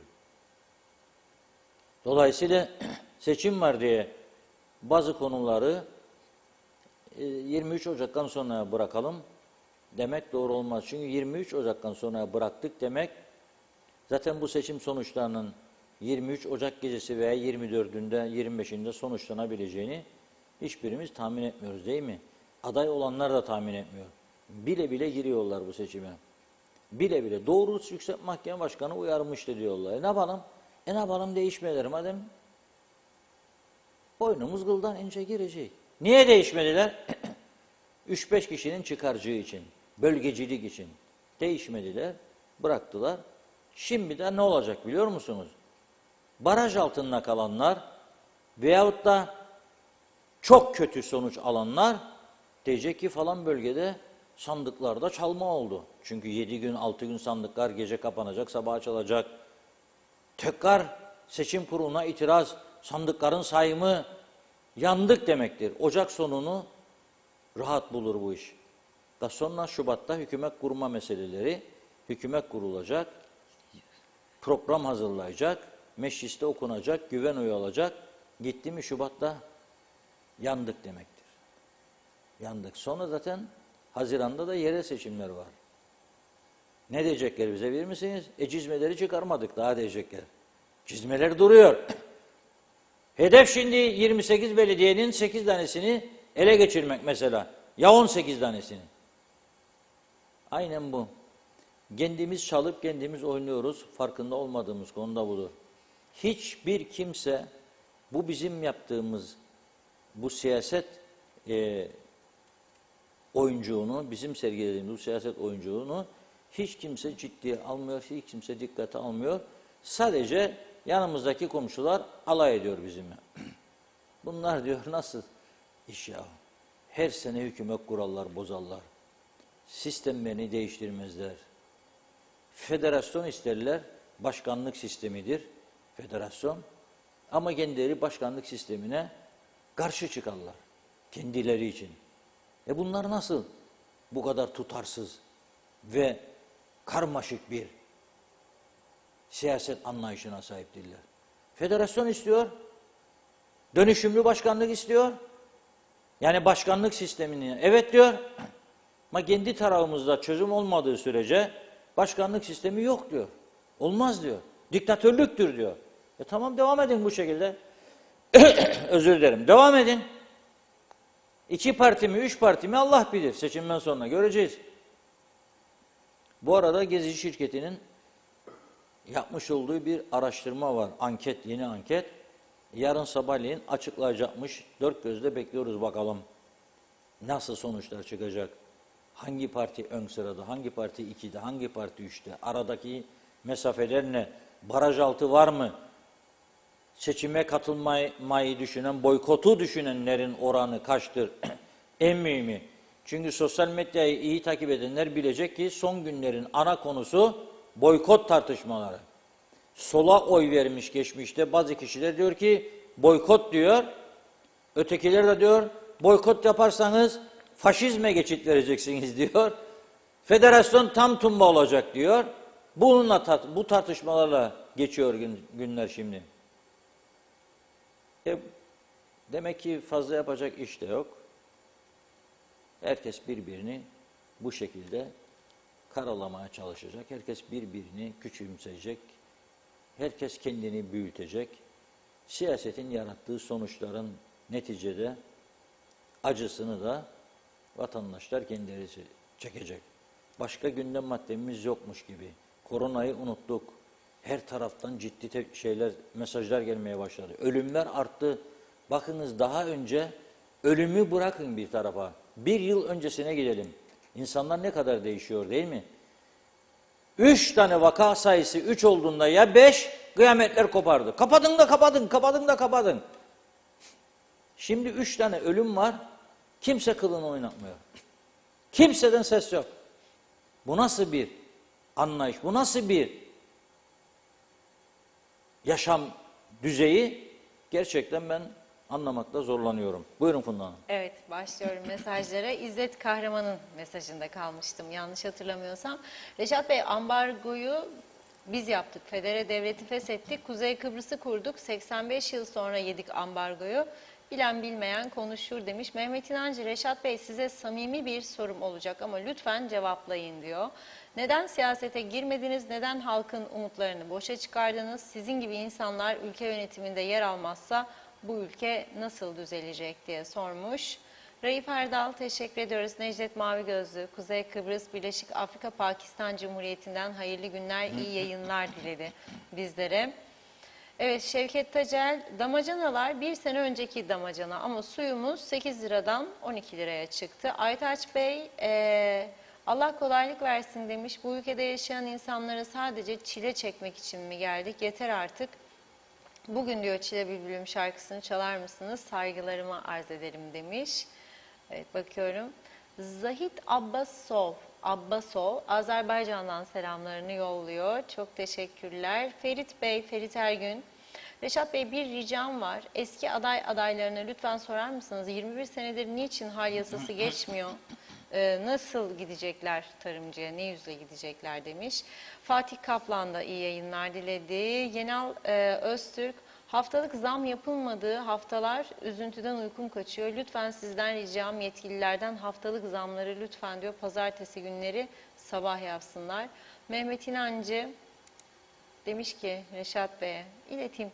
Bizim meyhaneye gidelim diyor. Uzun zamandır gitmedik. Yakında geliyorum çikolata getireceğim elbette yazdı. Hale Akyollar devlet hastaneleri doğru dürüst hizmet vermiyor. Denetim yok. Hiçbir şey yok. Hastaneye gittiğimiz zaman bazı doktorlar işini yapmayıp özel kliniklere gönderiyorlar. Mehmet İnancı, Naimoğlu Başkan nerede diye sormuş. Ekrana çıkması gerekir bence diyor. Gürlesin. Doğan Falyalı nasıl iştir bu? Balığı da mı dövizle mi alırlar? Hepsi kan ağlar da biz ağlamaz mıyız yazdı. Alpay Erişken, Reşat Bey şimdiye kadar CTP tek başına hiçbir zaman tek başına iktidar olmada halk bir şans verse bir dönem de bu adayı düzeltir. 45 sene UBP yaptı. Onlar da ye babam ye diyor. İzzet Kahraman ne oldu Türkiye süt vermiyor demiş. Milliyetçiler ne oldu? Başbakan bile kabul etmedi. Peki Faiz Bey komünist değil. Peki neden Türkiye bu adamı kabul etmez? Sebebi nedir demiş İzzet Bey. Belgin Rıfat bu da en son Covid ile ilgili haber. Reşat Bey özellikle son varyantlarda hiçbir aşı tek başına koruyucu değil. Aşılar içinde en yüksek koruyucu olanı 2 AstraZeneca ve 3 Pfizer açıklandı. İmkan varsa 3 Pfizer olmalı. Maske, el hijyeni, mesafeye dikkat. Bir de kalabalık yerlerden uzak durmalıyız. Ethem Durak, bu ülkede basit bir vatandaş seçilir, meclise girerse o küçük dağları kendi yarattığını sanır düşüncesiyle kapılır. Basit vatandaşı bile tanımaz olur. Bencil ve açgözlü olur demiş. Tural Yaman, Reşat Bey, öğrenci taşıyan otobüsçüler de kan ağlar, para yok, mazot yok, nereye kadar gidecek böyle diyor. Rabiye Zekioğulları, merhaba bugün pozitif çıkan oğluma da bileklik takıldı. Ona da eğer semptom yoksa 10 gün sonunda bilekliğini test yapmadan çıkar teslim et demişler. Mehmet Uluçaylı, Bakan Pilli 10 güne kadar ilaçlar gelecek dedi. İlaçlar gelmedi. Acaba gemi açıklarda mı bekler? 3 aydır dışarıdan satın alıyoruz diyor. Şevket Tacel, devletimizde gençlere dağıttığı kırsal arsalardan sadece sterlin kabul ediyor. Hem de 3000 sterlin. Evet, İzzet Kahraman 47 yıldır hiç para olmadı. Şimdi nasıl olacak Kuzey Kıbrıs'ta diyor. Belgin Rıfat, Reşat Bey aklı selim birileri bunlara seçime gitmek için yanlış zaman olduğunu söylemeli. Hem ekonomik hem de sağlık olarak yanlış zaman ve yanlışın neresinden dönülürse kârdır. Evet Şahin Gündüz, evet süt hadi diyelim yemeğe zam geldi, mazota zam geldi.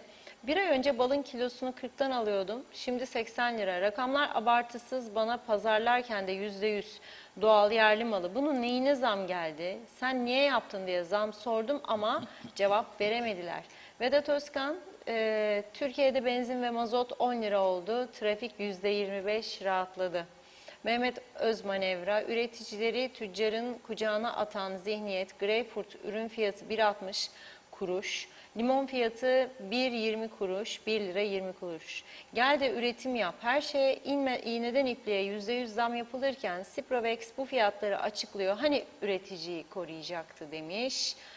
Evet, Belgin Rıfat yine bakanlar başbakan olduğu yerde kalsın, diğer muhalefet partileri de oturup bir hükümet kursun. Teke tek tüm bakanlıklarda ortak karar verilsin hükümetle birlikte. İyileştirme modelini yürürlüğe koysunlar, 2 yıl daha görevde kalsınlar. Sonrasında hem seçme sistemini değiştirerek hem de sayım yaparak hem de başkanlık sistemine geçilsin ya da Türkiye'den rica etsinler, bir vali atasınlar. Başka çare yok demiş. Hasan Nihat Erduran, evet kayıtsız, sihirli kelime, kayıtsız ticaret, esnaflık ve vergi. Şikayet de hep o kesimden genellikle demiş. Gazetelerde listeler var. Diyaloğun en güzel sayfası diyor vergiler. Evet, Vedat Özkan, Ankara'da zamlanmayan ulaşım araçları, taksi, dolmuş, otobüs ve metro çok ilginç. En az zamlanan kırmızı et, tavuk %10 zamlanmış. Türkiye'den kırmızı et ve tavuk ithalatını Kuzey Kıbrıs neden yapmıyor diyor. İsmail Bükülmez, Reşat Bey arkanda sana kara sevdalı halk var, seni kimse ezemez demiş. Turgay Gezen de, evet sağlık sorunlarımız için ilaçların bir kısmını para vererek piyasadan temin ediyoruz. Bu yetmezmiş gibi şimdi de bazı okullar genel temizlik ihtiyaçları ve giderler için öğrencilerden 250 lira talep etmeye başladı. Nasıl iş? Devlet okulunu temizlik ihtiyaçlarını velilerden karşılanması neyin nesidir demiş. Okulun adı şimdilik bende kalsın diyor izleyicimiz. Zehra Sencer Karpaz'dan sevgilerini, selamlarını yolladı. Çok teşekkür ediyoruz. Reşat Bey süpersiniz diyor. Fikret İpekçioğlu eski konuları çocuklar gibi mecliste tartışıyorlar. Düşüneceklerine bugünden planlar yapıp nasıl ayaklar üstünde duran bir devlet demiş. Necdet Mavi Gözlü resmen diyor içim karardı diyor. Evet, Reşat Bey demiş, Mehmet İnancı'nın sözüne sakın kanma, aday olma diyor. Siyasetçiler sonra seni de kendilerine benzetirler. Benden bugünlük bu kadar, yarın yine buluşmak umuduyla dedi. Selamlarını yolladı. İsmet Sencer de hayırlı yayınlar yazmış. Hasan Nihat Erduran, ambargolu ulaşımsız ekonomi olmaz ki şimdiye turizmden zengin ülke olurduk diyor. Birleşmiş Milletler'de seyirci dedi. Ali Dere Seven, Reşat Bey bir araştırma yapılsa halkımızın çoğunluğu bilhassa Akıncı'nın benimsediği federasyon modelini ve içeriğinin ne olduğunu bilmiyor. Bu konuda hiçbir lider halkımıza gerekli açıklamayı yapmıyor. Halkımızda anlaşma olacak ümidiyle içindeki tehlikeleri bilmeden gidip oy veriyor diyor. Son bir iki mesaj. Eser Yurteri, Çiftçiler Birliği Başkanı X partiden aday olur. Bu arkadaş nasıl halkı düşünecek? Bunlar bir tek kendilerini düşünür. Bunun yanında Hayvancılar Birliği Başkanı ortada yok demiş. Düzelmez bu durum. Ada battı diyor. Ulus Gülay Caba Caba. Ben merak ettiğim bir durum var. Biz elektriklerimizi düzenli ödüyoruz. Ödemeyenler aşağı yukarı belli. Elektrik sayaçları da takıldı. Takılalı bir kişi gelip de kontrol etti mi? Eskiden gelir yazarlardı diyor, sayaçları görürlerdi. Şimdi kim sayaçla oynasa elektriği bedavaya kullanır. Bunu kim görecek? Nereden bilinecek? Sakın yanlış anlaşılmasın. Ben bir şey yapar demiyorum. Sadece ikaz ediyorum. Neticede cezayı ödeyenler çekiyor diye düşünüyorum. İyi akşamlar diledi.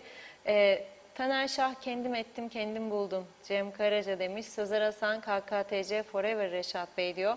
Son olarak Vedat Özkan da bir ülkede üretim ve dürüst siyaset olmazsa ülke sürekli geriye gider dedi diyorum ben de ve sözü Reşat Bey'e bırakıyorum. Evet, çok mesaj yağıyor. Çok teşekkür ediyorum. Hangisini aktaracağımı ben de şaşırmaya başladım. Ama çok sorun var, çok sıkıntı var ve dikkat ediyorum gelen mesajlardan sıkıntıların çoğu gene kendimizin yönetim beceriksizliğinden kaynaklanıyor. Mesaj, şimdi bir hayvancı yazıyor, fotoğraflarını çekmiş hayvanların, bana göndermiş, telef olmuş hayvanların fotoğraflarını. Ben moraller bozulmasın, akşam yemeğine yaklaştık, bazıları da erken yiyor, 5'te 6'da, onlar belki de şu anda yemeğini yiyor. İnsanların, sizlerin moralini bozmayayım diye aktarmıyorum. Yalnız mesajı burada yazmaya devam ediyor. Iskarpi hastalığı var diyor. Ne yapacağım diyor hayvanlarda. Devamlı diyor veteriner dairesini arıyorum, gelmiyor diyor. Bu mesaj nereden? Gaziveran.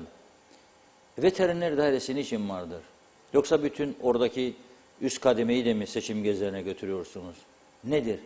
Yoksa oradaki araçların mazotları mı yok? Gitsin. Yoksa veteriner eksikliği mi var? Nedir sorun? Su dairesi personel yok. Patlayan borular zamanında değiştirilmiyor. Sonra beni Mausan arıyorlar. Bir hafta susuz kaldı o insanlar. Cumartesi beklenmiş fazla mesai ödensin diye bazı kesimler ve hafta sonu gidip tamir edildiğine dair bilgiler var.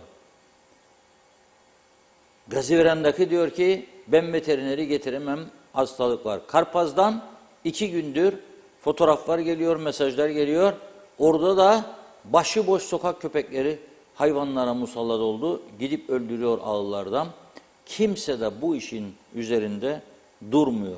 Düşünün sizin 30 tane kuzumuz vardır. Gidip bunun 10 tanesini, 15 tanesini köpekler başıboş öldürdüğü zaman ne olursunuz? Bütün servet bitti demektir değil mi? Bütün servetiniz gitti. Zaten o hayvanları büyütmek için çok harcama yapmışsınız. Yem parası, su parası. Gene bir önemli mesaj var bir başka izleyicimizden. Ev aldım diyor. Daire. 2/3'ünü peşin ödedim diyor bankaya. Demiş ki alırken yarısını TL al, yarısını euro. Dengeyi sağlarsın banka. Tabii insanlarımız da ekonomist değil ya herkes. Ya da Türkiye'nin geleceğini okuyacak durumda değil ki. Ben de bazı arkadaşlarımın tavsiyesine göre euro borçlandım. Cezasını çekmekteyim. No problem. Yani çekeceksin.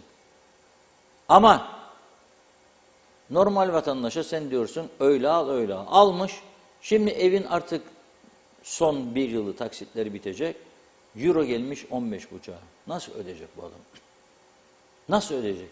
Yani 8'den 15,5'a gelen bir parayı bu vatandaş ödeyemezse bütün o verdiği peşinatlar, bütün verdiği taksitler gidecek. Ev bankanın mı olacak?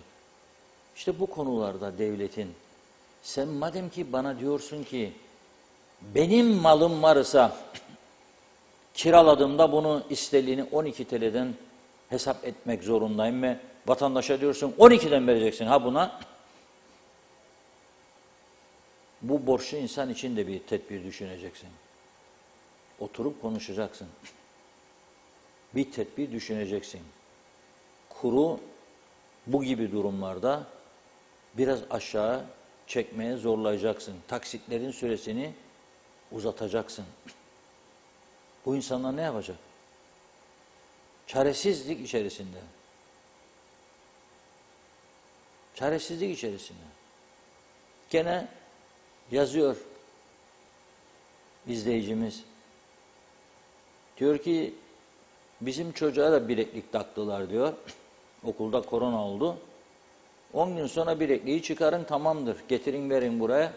Tamamdır dediler diyor. Olmaz. Onun tahlilini yapmak zorundayız. Zaten bizde PCR testleri Rum tarafının 1/4 kadar. Bizdeki test sayısı güneydekine göre 1/4 kadar. Güneydeki vakalar ise ortalama bizim 2 katımız.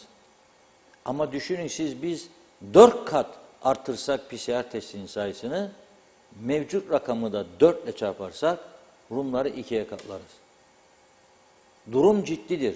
Son derece ciddidir ve bu hastaneler, bu sağlık elemanları daha fazla bir patlama olması halinde bunu karşılayabilecek durumda değildir. Onun için Ali Pilli Bey'i yalnız bırakmayalım. İstediği yardım varsa çekinmeden söylesin ama istesin yardım. Ben yaparım, en iyisini bilirim, edeceğim. Sabahleyin biraz dinledim BRT'de kendisini. Yeterli değildir. Olmaz öyle bir şey. Evet vardır bir atasözü, bir Türk dünyaya bedelidir ama o Atatürk zamanında söylemiş bir sözdür. Çok değişti dünya ondan sonra. Füzeler yapıldı. F-35'ler var şu anda. Yani onun için hiçbirimiz tek başımıza bir şey değiliz. Yani Funda Hanım burada olmasa şimdi ben tek başıma çalayım oynayayım olmaz. Bu kadar mesajın içinden çıkmam mümkün değildir. Onun için teşekkür ediyorum yardımlarına. Ne demek? Şimdi bir hediye hak ediyorum değil mi? Bir çikolata falan. Evet Reşat Bey kesinlikle. Çikolata tamamdır. Şimdi geliyoruz. Sağlık, geçim derdi, mecburen seçim derdine. İnanılmaz Facebook'larda adaylarının biyografileri dönüyor. İnanılmaz bir şey. Her şeye rağmen insanlarda bir heyecan, bir umut var demektir. Heyecanlı olanları umutsuzluğa düşürmeyelim. Ama en fazla aday belli ki UBP'de ama onun bile dikkat çekici. Eski bolluk yok. Hele bazı partiler var, daha tamamlayamadı bile 50'yi. Çok ciddi sıkıntı var. Bugün son durum itibariyle yapılan açıklamaları özetlemek istiyorum sizlere. Ulusal Birlik Partisi'nde 81 aday. Parti Genel Sekreteri Oğuzhan Hasipoğlu diyor ki, genç ve kadınların yoğun ilgisi vardır, diyor. Eskilerin demek ki işi zor. Bakalım ne olacak aday adaylığı seçimi? Ne gündür aday adaylığı seçimi? 2 gün kaldı. Yarın değil, o bir gün. 11 Aralık Cumartesi günü sabah 9'da başlayacak. Genel seçimden de beter ha. Genel seçimde genelde 18'de kapanır sandıklar. Burada 21'de kapanacakmış. Allah korusun diyorum. Gidip oy verecek olanları da, oy isteyecek olanları da. Eğer kurultay gibi bir şenlik yapılırsa yandı memleket demektir. Yandı. Yani 6 bin, 7 bin kişi girecek Atatürk Spor Salonu'na, çoğu maskesiz, adayını getirecek, alkışlar içerisinde omuzlarda, haydi zafere zafere, sakın bunu yapmayınız ha. Yaparsanız hiç dinlemem, en ağır tepkiyi buradan koymaya devam ederim. Ve bunun takipçisi olacağız. Sadece UBP için değil, tüm partiler için. Halka iyi örnek olması lazım partilerin. Hele iktidara gelmeyi isteyenlerin ve geleceğini söyleyenlerin. Ne olacakmış?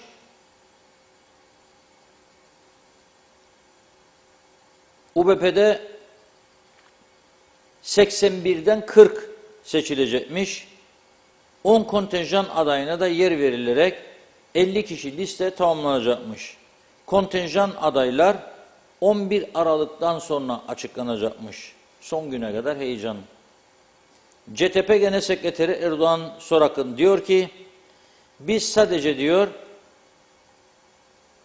Lefkoşa ve İskele'de ön seçimle birlikte sıralama yapacağız diyor. Diğer 4 ilçede sadece sıralama yapacağız. Çünkü orada adayların sayısı yeterlidir. Fazla aday yok. Yani CTP gibi en köklü parti 48 adayı bulabildi. Belki daha çoktu da almadılar bilmiyorum. Onların da cumartesi günü yine onların da 9:30-20 saatleri arasında nerede? Yakın Doğu Üniversitesi Atatürk Kültür Merkezi'nde olacakmış. Lefkoşa ve İskele için. Halkın Partisi bugüne kadar hiç adaylarının isimleri de açıklanmadı. Gülşah Samver Manavoğlu Genel Sekreter diyor ki 10 kontenjan dahil 60 başvuru oldu diyor. Yani kontenjan adaylarla birlikte 60 başvuru. Kontenjanı dışarı çıkar, 50 milletvekili adayı göstermesi lazım, 50 tane başvuru. Yani ancak da sayı zorlana tamamlandı demektir bu. Aday seçimi ve sıralaması diyor, yarın akşam, Cuma akşamı toplanacak parti meclisinde yapılacak ve yarın diyor kamuoyu ile paylaşılacak. Demek ki Halkın Partisi'nin milletvekili adaylarını yarın akşam öğrenme şansı olacak. Demokrat Parti diyor, bize diyor aslında 87 kişi başvurdu. Yani UPP'den de fazla. Ama diyor seçim komitesi kurmuşlar. Başkanı Ozan Erenay. Ama diyor bazılarını parti kriterleri çerçevesinde eledik diyor.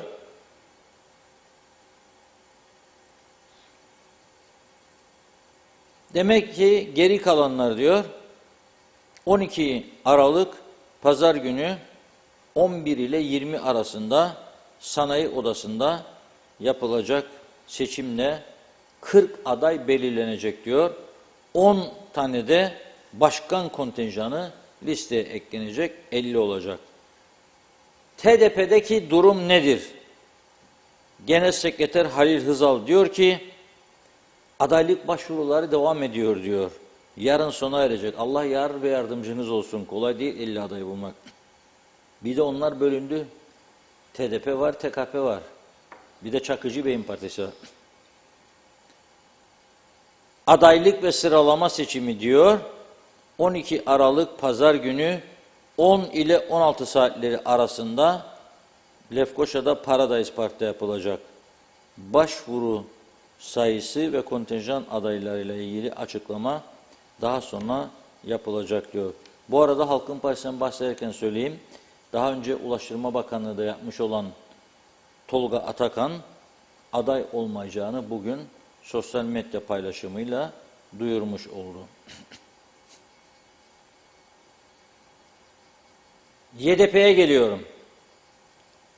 Genel Sekreter Enver Öztürk diyor ki, bizim de diyor adaylığı başvuru sürecimiz tamamlandı. Adaylık ve sıralama seçimi 12 Aralık Pazar günü 9 ile 22 arasında Atatürk Spor Salonu'nun antrenman salonunda yapılacak. Ne bu 22 ya? 9-22 yahu gece 22'ye kadar yazık değil mi o adaylar?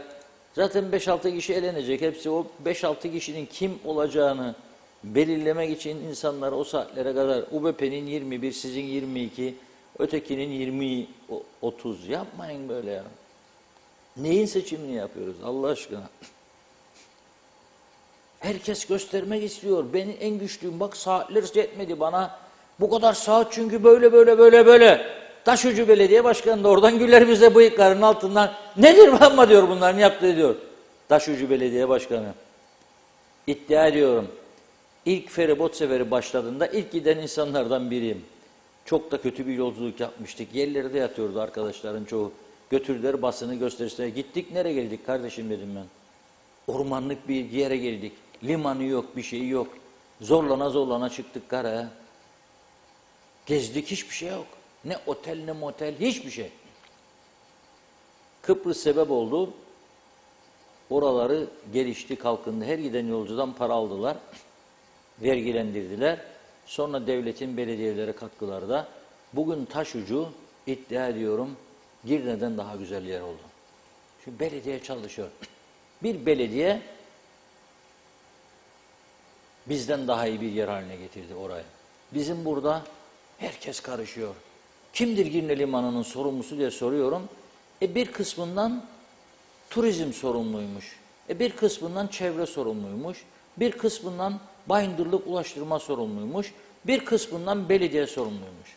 Ya sonra da derler ki bazen kızıyorsun, sert konuşuyorsun. Bu nasıl yumuşak konuşayım buna? Ya bütün deliler bile güler bize ya. Deliler bize güler. Neyi paylaşamıyorsunuz ama siz ya? Neyi paylaşamıyorsunuz? Ha batırdınız Girne'yi de. Caminin halısı yanmış diye kıyamet kopardılar.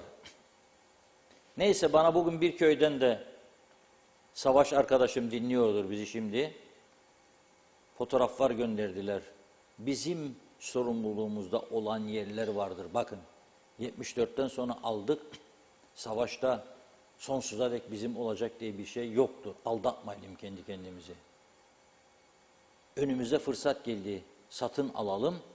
Onu da kullanmadık. İşte bu sağdan da soldan da yağlı arkadaşların, yağlı babaların korkutmasıyla meclisten bir vergi yasasını geçiremediler.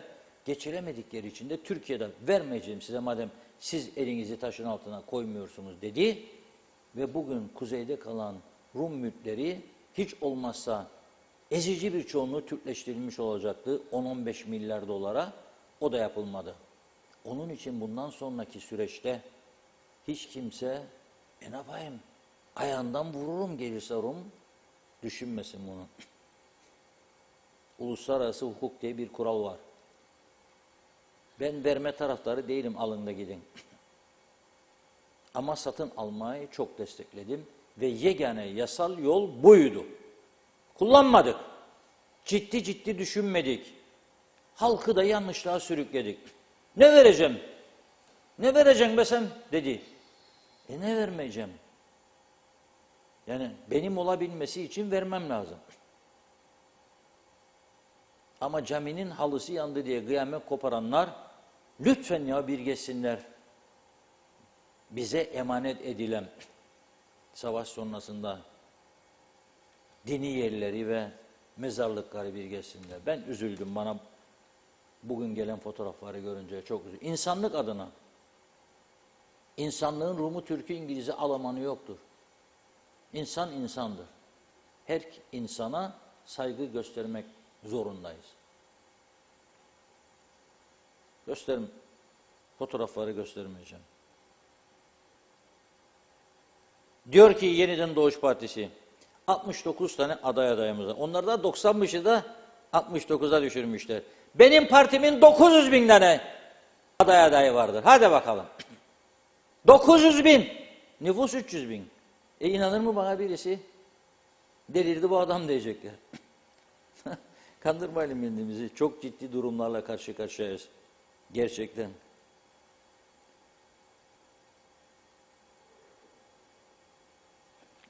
Diyor ki 69'dan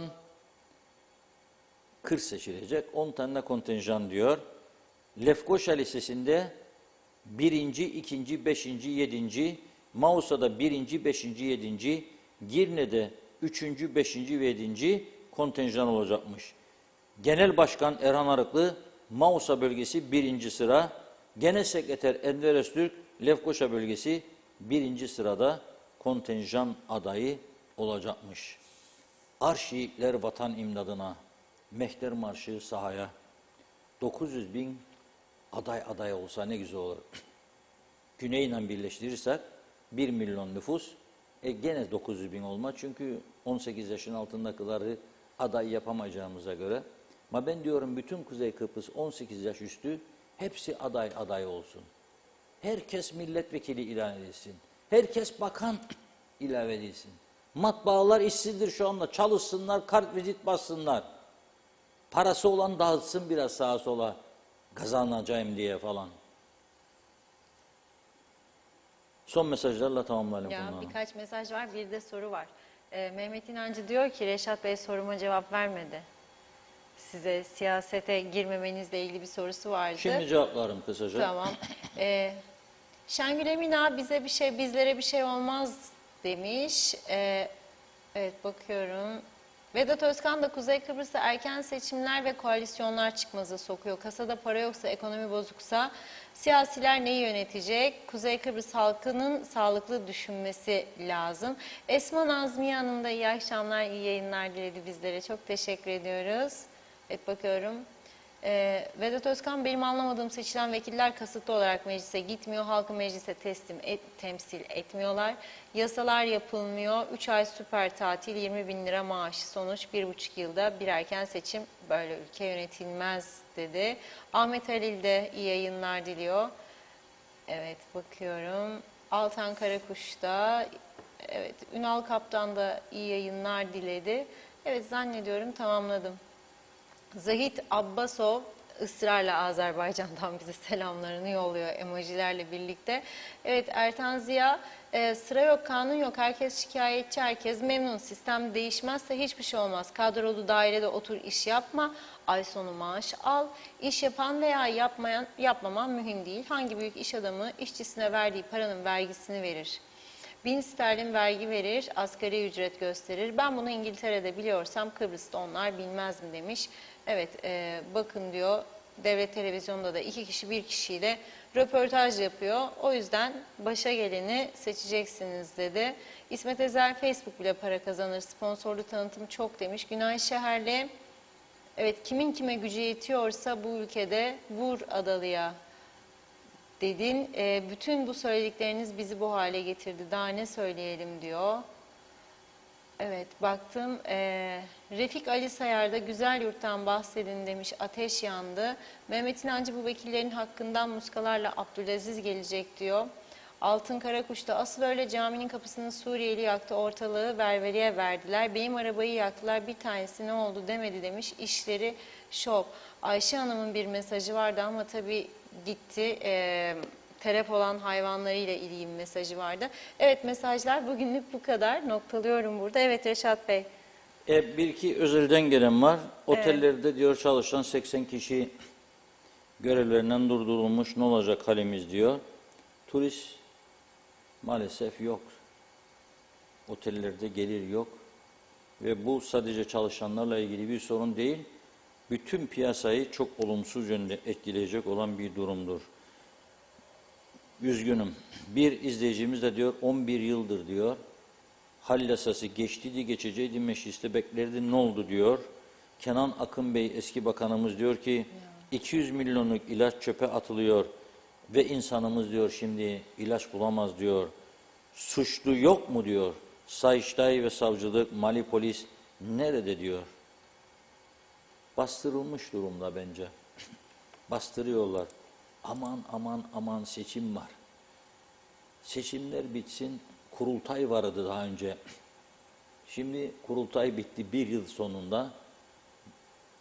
3 ayda seçim. 3 ay seçim bittikten sonra 6 ayda öteki seçim. O da bittikten sonra hükümet krizi. O hükümet gittikten sonra yeni hükümet gerçekten rekorlar kitabına altın harflerle yazacaklar bizi. Bir arkadaşıma diyor ki radara yakalandım diyor. Hem diyor bir yığın para hem 50 puan.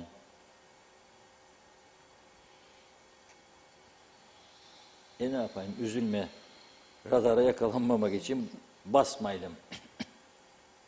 Basmayalım. Daha dikkatli sürelim. Son olarak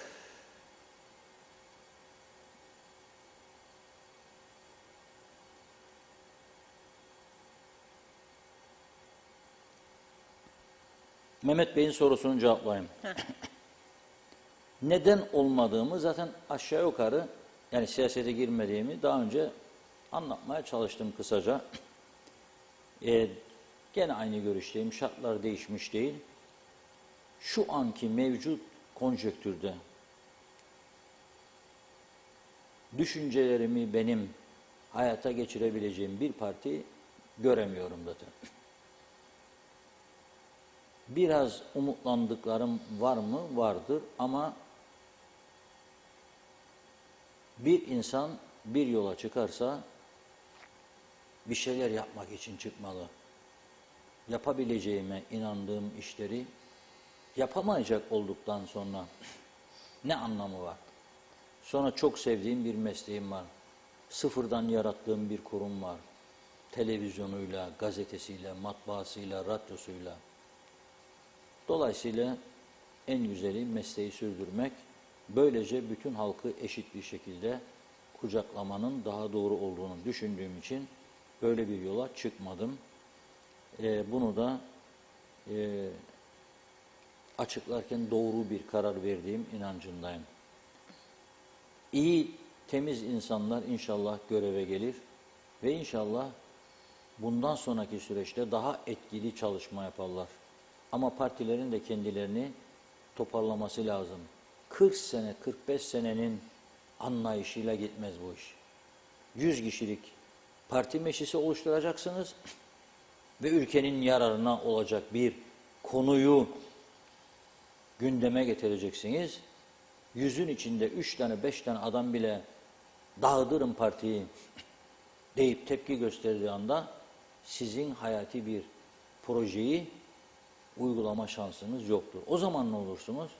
Ben ne yapmaya girdim bu işe dersiniz. Eğer çok da hassas bir bünye varsa üzülürsünüz. Hasta bile olursunuz. Onun için şu anki düzende ben çok fazla bir umut görmüyorum. Ufak tefek iyileştirmeler olabilir. Bak ona inanıyorum. Eğer ciddi bir yönetim gelirse, bir yönetim, bir hükümet oluşursa ve seçim da geride kaldı diyerek, yerel seçimleri de çok önemsemeyerek cesur kararlar almaya başlarsa bazı sorunları aşmamız mümkündür.